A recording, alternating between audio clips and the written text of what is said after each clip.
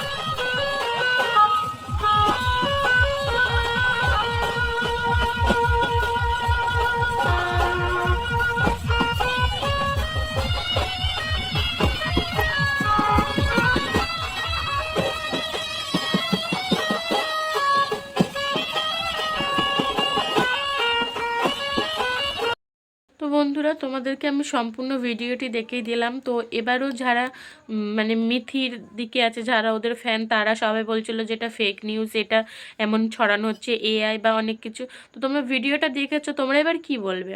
তো তোমরা নিজেদের বক্তব্য নিজে কমেন্টে নিশ্চয়ই জানাবে, আর এটা কি কতটা সত্য সেটা তোমাদের মতামত জানাবে। আর এটার কিন্তু খবর মানে কেউই জানতো না যে বিয়ে হয়ে গেছে, কিন্তু মিথির অ্যাকাউন্ট থেকে একটা আপডেট এসেছিল যে খুব তাড়াতাড়ি একটা খুশির খবর হতে চলেছে। সেই খুশির খবরটা সবাই আশা করি বুঝেই গেছে এটাই। আর তোমাদের মতামত কি সেটা কিন্তু কমেন্টে জানাবে। আরও নতুন নতুন ভিডিও দেখার জন্য আমার চ্যানেলটাকে সাবস্ক্রাইব করে দাও।